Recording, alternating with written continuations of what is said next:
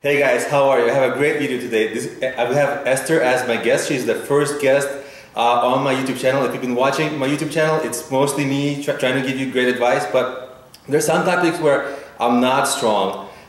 It's hard to believe, I know. But design is one of them, and if you've been using my apps, you know that the design can be improved. And so I wanted to bring Esther. Esther actually, she created the app icon for my apps, which I was blown away by the results because there was like 20% extra downloads just from the one app icon that she made. So I wanted to bring her on, and I wanted for her to share like how she approaches design, what design means for her, and what can she teach you guys about how to make design for your websites and apps. Hi Esther, so thanks for being on my channel.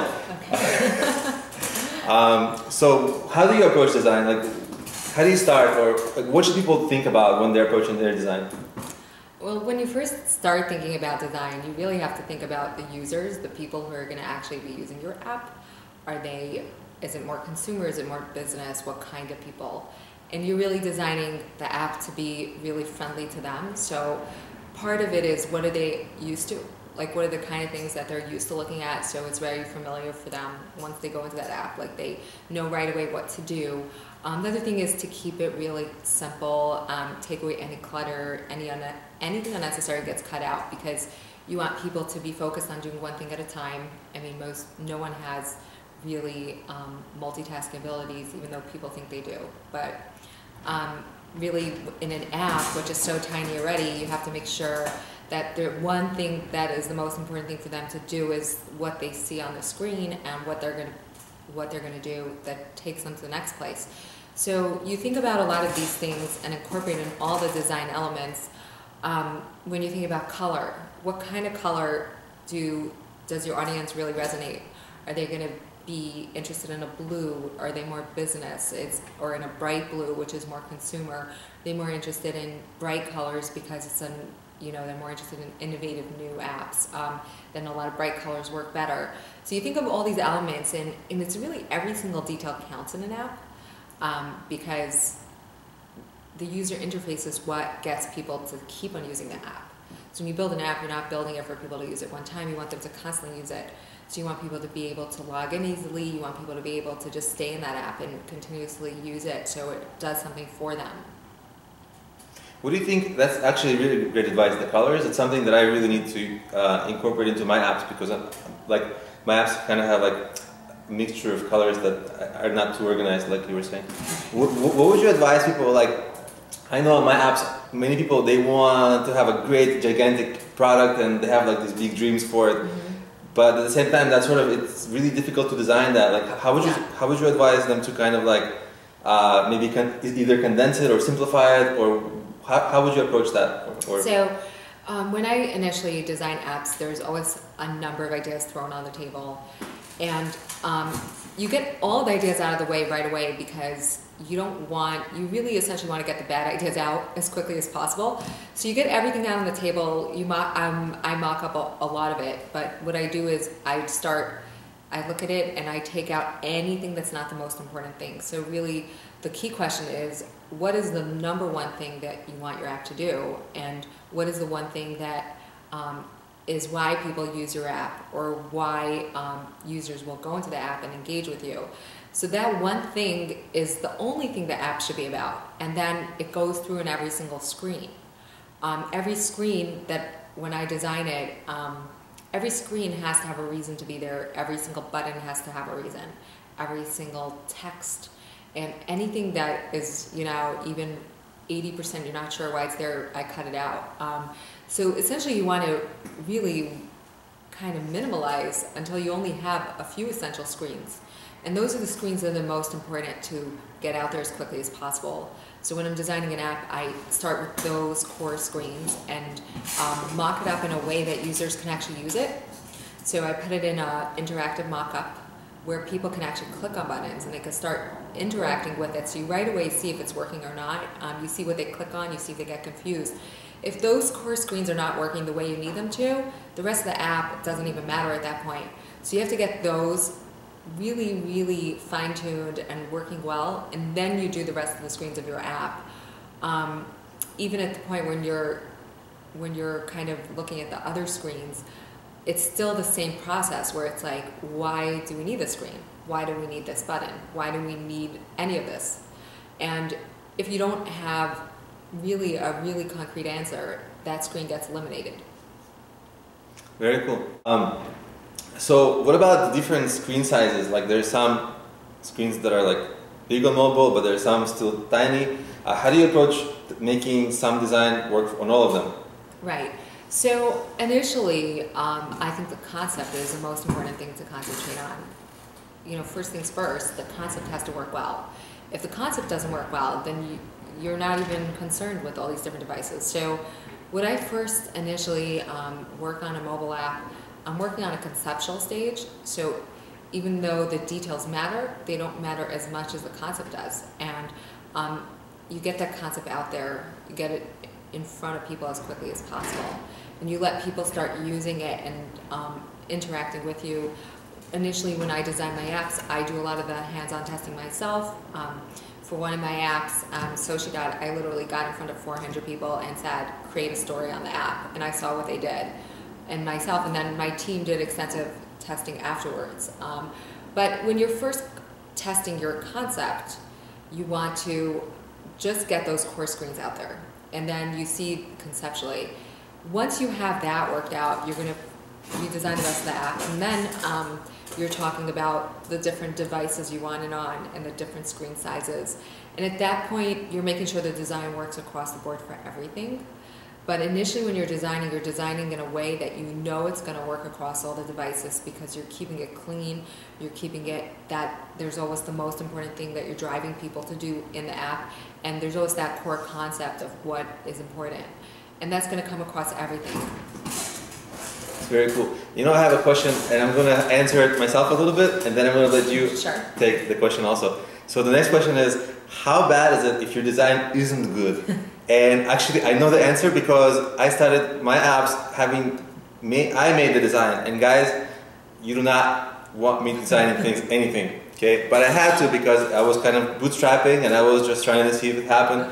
And when I had bad design, I was able to grow the app, I was able to do things, but I never realized how much better the results could have been if I had good design. So just an example of it was what I mentioned when Esther, just the app icon. You guys know, it's just the app icon that appears when people see the app in the App Store. It's nothing to do even with the design of the app itself.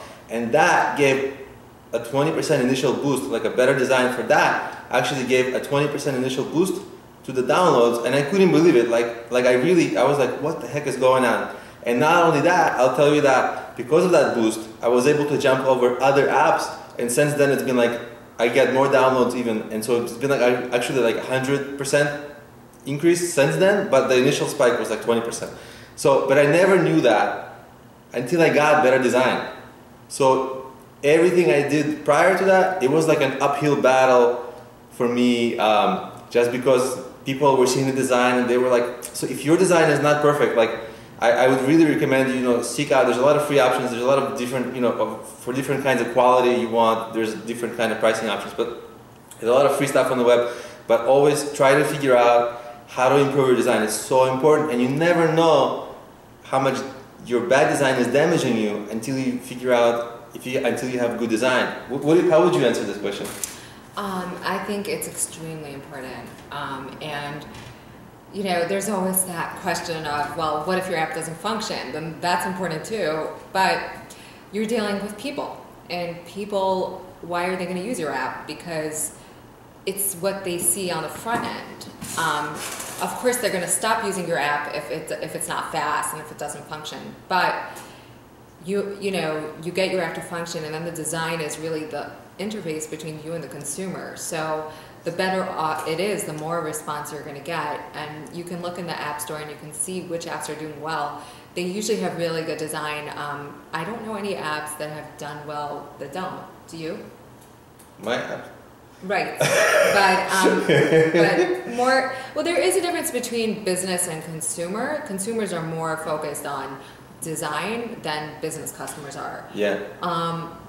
And it's also, there's a difference between informational and just more games and playful designs. So I think your apps probably did well because of the content, and people were interested in the content. I was able to provide a lot of like utility to people, so they were looking past the design, but still better design helped things anyway, right? But I was just able to get away with having like less good design just because I focused on making the app really useful. But if your app is, like Esther was saying, like if it's something else, if you're like if it's something with entertainment, if it's something with like social, design is incredibly important. Right, and even you haven't really gone through all your phases of testing new designs yet. Yeah. So really, once you do that, you'll probably see, you'll probably be able to really track the difference and see how much of a difference it makes. Yeah, it will actually be really fun to do a follow-up video. Yeah. Yeah. So look forward to that. Yeah, and I mean, not only do we have to talk about all the devices and sizes, but one key important thing is conformity, conforming to Apple standards, conforming to what customers are expecting to see. So I know a lot of times when I design things, you know, I have an initial phase where I'm like super creative and I want to come up with the most unique thing that ever existed, and that no one has ever seen an app like this before. And I always have to kind of pare that down and make it really conform more to what the standards are that people are used to.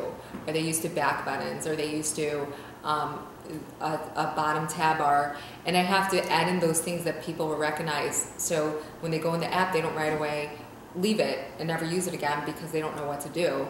So, you know, while you can have an amazing range of creativity and come up with amazing stuff, you still have to conform to iOS standards, and then you have to conform to users, what users do. And with Android, obviously, there's more of a leeway with what you can do, but most developers really conform to the iOS so that it can work on both platforms. Yeah, you know, as you were saying that, I remembered that actually I got some bad reviews precisely because the people were commenting like, this is outdated design, stuff like that. Right. That I kind of forgot about it, and it just floated right back. That's very cool. Yeah. So, I mean, so we gave some tips like in this video. We don't want to make it too long, but if people want to know more, do you want to? What is the best way for people to like get in touch with you, and you know, sort of maybe you can help them with design, or how, you know? Sure. So, you know, anyone can get in touch with me at esther@mononymous.com, and I'm happy to give design tips, as well as, you know, we'll probably want to do another video on really the initial 10 things you need to do before you even start designing. Oh, yeah. And what are the steps you do past that. But this is just a general overview of what to think about when you're designing an app. Yeah, actually, your design actually really also evolves too. It doesn't just like, you don't just design and done, right? It's like it evolves with your product. Your product improves, your design has to go. Yeah. So that's really been cool. Actually, we learned a lot. So thanks for watching, guys. And of course, I'll have the links to Esther's website and the email and all that in the description of the video. And of course, if you want to check out her app that she mentioned, the Sociidot app, I'll have a link to that. And of course, to my app as well. Check them out. So thanks for watching, guys. Please subscribe to the channel, and I'll see you in we'll see you in our next video. Bye.